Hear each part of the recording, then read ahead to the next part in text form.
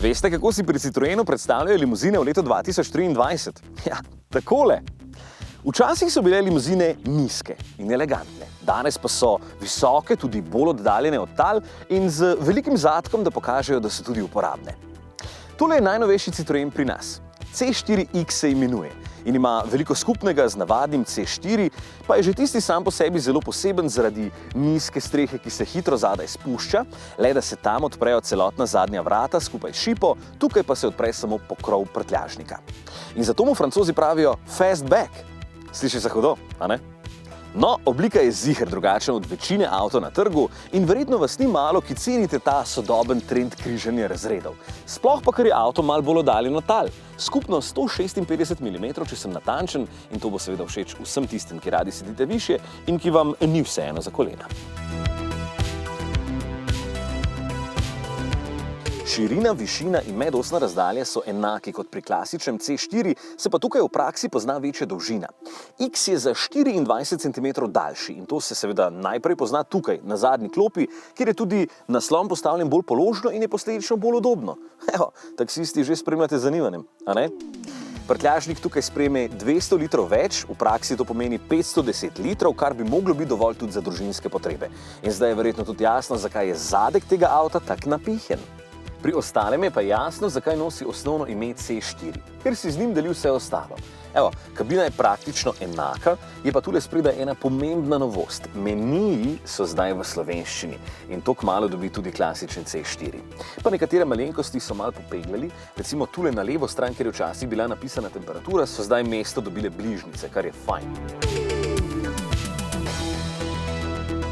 Meni je bila vedno všeč tale polička, ker ima nedrsečo podlago in je super za mobilni telefon. Na to proizvajalci dostikrat kar pozabijo in potem dajemo telefone v utore za pijačo in podobno, da se med vožnjo ne vozijo sem in tja. No, tega tukaj ni. Aha, električni C4X lahko zunaj prepoznate po dodatnem napisu E in modrih dodatkih, pa znotraj po tehle modrih dodatkih na vratih. Je pa še ena stvar, zaradi katere boste posebej zadovoljni, če se boste odločili za ta avto, in to je udobje.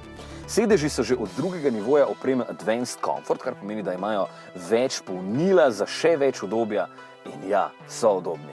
Mislim, manj od Citroena niti nisem pričakoval. Ampak okej, to vse govorim, ko avto stoji na mestu. In tam zunaj je nekdo, ki pri vsakem avtu išče samo dobre vozne lastnosti. Pa vemo, da nismo vsi vozniki isti, ne? Okej, Anže, pejte en krog, pa povej, kaj si misliš o vožnji. Kaj mislim? Nič ne mislim. Vem, da je udoben. Ni treba biti Einstein, da to ugotoviš, ne? Tako je v bistvu, kot mora biti. Noben avto v tem segmentu se ne pelje tako udobno. Jaz sicer vedno iščem občutek na volanu, pa najboljše krmiljenje, odzivno podvozje, ampak priznam, da za premikanje med vsakodnevnimi lokacijami je pa zakon, ko avto lepo požira slabe ceste ali pa ko se tako lepo zaziba čez grbine. Če ne bi bilo tako, bi pravzaprav bil nad Francozi razočaran, ampak so očitno svoje delo odlično opravili. Citroen Advanced Comfort se imenuje tole podvozje in je v bistvu serijsko pri vseh izvedenkah C4X. Sicer so pa na voljo 3 paketi opreme, tale je najbogatejši in se imenuje Shine, z električnim motorjem pa takšna različica torej stane 40 300 evrov brez subvencije. To je tudi v bistvu najdražja varianta C4X, seveda pa so v ponudbi še 3 cenejše. Vstopna je z 1,2 litrskim benzinskim motorjem in 74 kW moči, torej 101 konjičkom in precej ugodnejšo ceno, 23 050 evrov.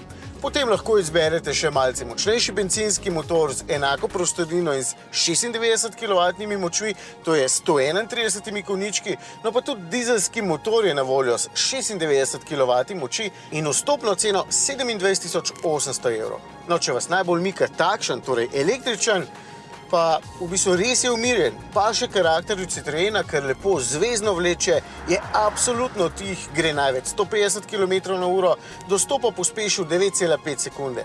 Sam motor ima 100 kW, to je 136 konjev. Na izmeničnem toku se polni z 11, na enosmernem pa 100 kW, medtem ko je litij-ionska baterija 50-kvorna, bruto. To v idealnih razmerah pomeni 360 km doseg po VLTP in če bo večina vaših poti v mestu ali pa takole, ga boste v bistvu tudi dosegali.